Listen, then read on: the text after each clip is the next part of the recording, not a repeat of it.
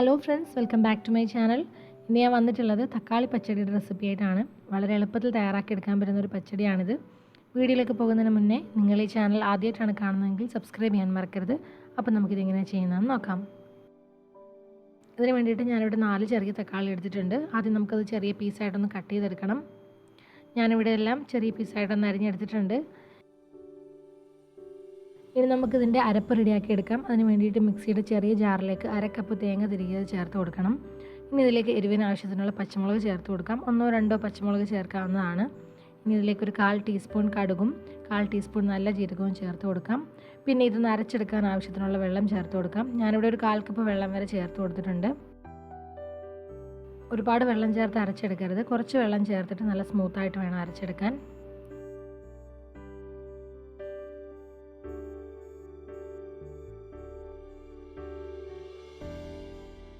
ഞാനിപ്പോൾ ഈ തേങ്ങ നല്ലതുപോലെ ഒന്ന് അരച്ചെടുത്തിട്ടുണ്ട്. നമുക്കിതൊന്ന് മാറ്റി വയ്ക്കാം. ഇനി നമുക്ക് ഈ തക്കാളി ഒന്ന് വേവിച്ചെടുക്കണം. അതിന് വേണ്ടിയിട്ടൊരു ചട്ടിയിലേക്ക് അരിഞ്ഞു വെച്ചിരിക്കുന്ന തക്കാളി ചേർത്ത് കൊടുക്കാം. ഇനി ഇതിലേക്ക് ഞാനിവിടെ ഒരു പച്ചമുളക് അരിഞ്ഞത് ചേർത്ത് കൊടുക്കുന്നുണ്ട്. അതിൻ്റെ കൂടെ തന്നെ കുറച്ച് കറിവേപ്പിലയും ചേർത്ത് കൊടുക്കണം. ഒരു 1/4 ടീസ്പൂൺ മഞ്ഞൾപ്പൊടിയും ആവശ്യത്തിനുള്ള ഉപ്പും കൂടെ ചേർത്ത് കൊടുക്കാം. ഇനി ഈ തക്കാളി വേവിച്ചെടുക്കാൻ ആവശ്യത്തിനുള്ള വെള്ളം ചേർത്ത് കൊടുക്കണം. ഒരു 1/4 കപ്പ് വെള്ളം മതിയാകും.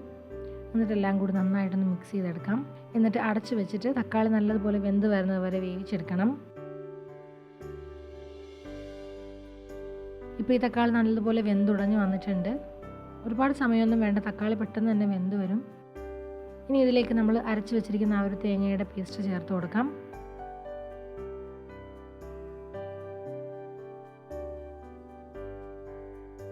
നന്നായിട്ടൊന്ന് മിക്സ് ചെയ്തെടുക്കാം. ഞാനിവിടെ ജാറിൽ കുറച്ചുകൂടി വെള്ളം ഒഴിച്ചിട്ട് ഇതിലേക്ക് ചേർത്ത് കൊടുക്കുവാണ്. ഈ തേങ്ങയുടെ അരപ്പും കൂടെ ചേർത്തിട്ട് നന്നായിട്ടൊന്ന് വേവിച്ചെടുക്കണം. ഇതിലെ വെള്ളമൊക്കെ ഒന്ന് വറ്റിച്ചെടുക്കുവാൻ വേണം. ഇനി ഞാൻ ഇതിലേക്ക് ഒരു ചെറിയ കഷ്ണം ശർക്കര കൂടി ചേർത്ത് കൊടുക്കുന്നുണ്ട്. ശർക്കരയും കൂടി ചേർത്തിട്ട് നന്നായിട്ടൊന്ന് മിക്സ് ചെയ്തെടുക്കാം. കുറച്ച് സമയം ഇതിനൊന്ന് ചെറിയ തീയിലിട്ടിട്ട് വെള്ളമൊക്കെ ഒന്ന് വറ്റിച്ചെടുക്കണം. ഇപ്പോൾ ഇതിൻ്റെ വെള്ളമൊക്കെ ഒന്ന് വറ്റി വന്നിട്ടുണ്ട്. നമുക്കിനി ഫ്ലെയിം ഓഫ് ചെയ്യാം. എന്നിട്ട് തണുക്കാനായിട്ട് മാറ്റി വയ്ക്കണം. അതിൻ്റെ ചൂട് പകുതി ഒന്ന് കുറഞ്ഞതിന് ശേഷം മാത്രമേ ഇതിലേക്ക് തൈര് ചേർത്ത് കൊടുക്കാവുള്ളൂ. ചൂടോടുകൂടി തൈര് ചേർത്ത് കൊടുക്കുകയാണെങ്കിൽ പിരിഞ്ഞു പോവും. ഞാനിവിടെ അധികം പുളിയില്ലാത്ത 1/2 കപ്പ് തൈരാണ് എടുത്തിട്ടുള്ളത്. തൈര് ചേർക്കുന്നതിന് മുമ്പ് അതിൻ്റെ കട്ടയൊക്കെ ഒന്ന് ഉടച്ചിട്ട് വേണം ചേർത്ത് കൊടുക്കാൻ.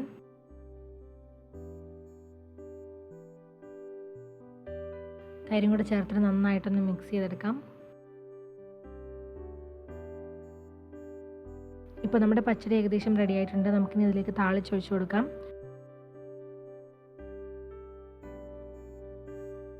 അതിന് വേണ്ടിയിട്ട് ഞാനിവിടെ 1 ടേബിൾ സ്പൂൺ വെളിച്ചെണ്ണ ചൂടാക്കാനായിട്ട് വെച്ചിട്ടുണ്ട്. എണ്ണ ചൂടായതിനു ശേഷം അതിലേക്ക് നമുക്ക് 1/4 ടീസ്പൂൺ കടുക് ചേർത്ത് കൊടുക്കാം. കടുകൊന്ന് പൊട്ടി വരുമ്പോൾ അതിലേക്ക് കുറച്ച് കറിവേപ്പിലയും 2 വറ്റൽമുളകും ചേർത്ത് കൊടുക്കണം.